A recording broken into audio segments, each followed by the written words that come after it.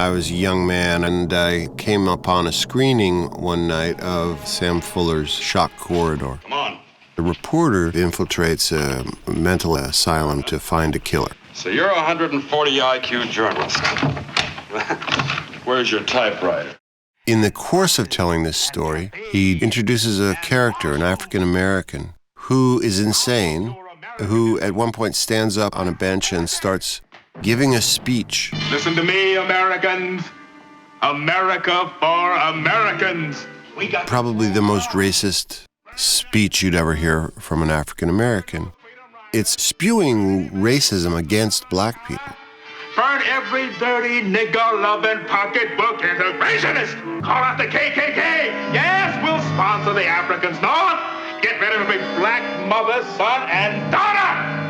America for Americans! Now, this kind of language is incendiary, but when put in the mouth of a African-American person that is insane, becomes a really strong social commentary about race in America. Against niggers! But talking to Sam about that, he said, "Oh, I didn't write that. It's in the congressional record. That's a congressman speaking on the floor of the United States House of Representatives." I believe that is the kind of film that blows your mind and you go, well, what is going on with this film director? I want to know more about him. I would say Shock Corridor is my entry film because for me it is about everything that Sam was.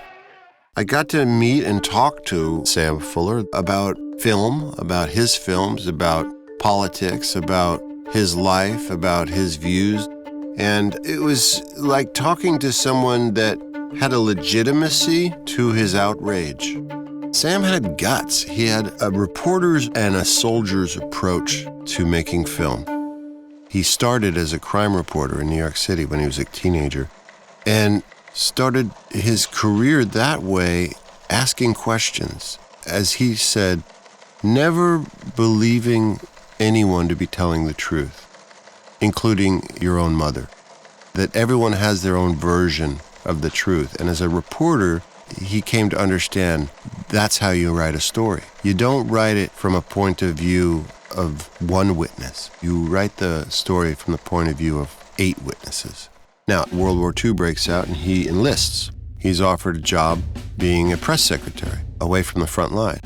And Sam says, no, if I'm going to war, I want to be on the front line. I want a rifle and I want to help get rid of these Nazis.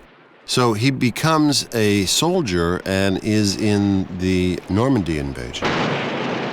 And then as he starts to move into Germany, Sam receives in the mail from his mother his first movie camera.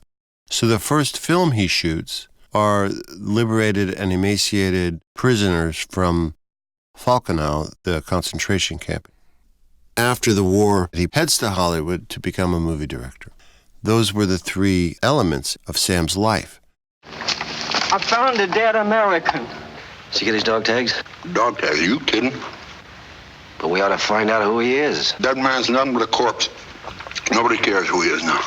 What he's looking through his viewfinder to see is a truth based in his experience as a crime reporter and the incredible dehumanization that happens in the course of a war. Get his dog tags. I think Sam wanted to get rid of that notion that the people that survive are the good guys. That oftentimes to survive, one has to make difficult decisions. That survival itself in a war is very shaded morally. If it takes me 20 years, I'll see that you're shot for killing a prisoner of war. Understand? Sam was a direct witness. He wasn't an intellectual discussing film. He didn't know about film theory. He didn't know any of that stuff. He was an action man. He was like, let's make a film. And he used to carry a gun around and shoot it when he was ready to roll. I like Naked Kiss, one of the most shocking openings to a film ever. A fight where a woman is exposed to be bald. It's a real gripper. He knew how to do those kinds of shocking but viscerally exciting hooks that just like, okay, I'm in. You know, you start watching the film, you go, oh, all right, this is interesting. Let's see what else happens here. Sam was really a groundbreaker. Questions are asked in Sam's films about the viewer themselves. Is it okay with you that I'm showing the complexities of what it is to be a criminal or a prostitute or a con man? Is it okay with you that I'm showing you that they have a human side? We got a right to climb out of the sewer and live like other people. We could start from scratch.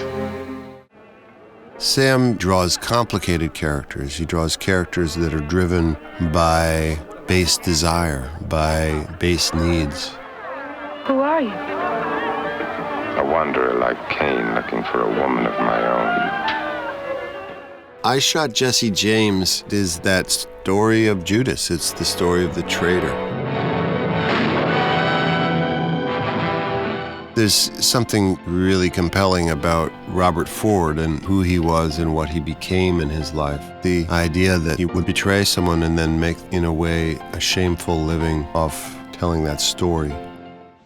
My excitement and admiration for Sam Fuller has not faded. In fact, it gets better. Every time you get the opportunity to turn a new person on to Sam Fuller is always such a thrill because you know they're in for an experience that they've never had. Hey, you're gonna live, you son of a bitch. You're gonna live if I have to blow your brains out. Sam was the person that took chances. He wanted it to be about us, about our experience, our pain, our moral complexities, our challenges. In endless gratitude for Sam Fuller, this is Tim Robbins.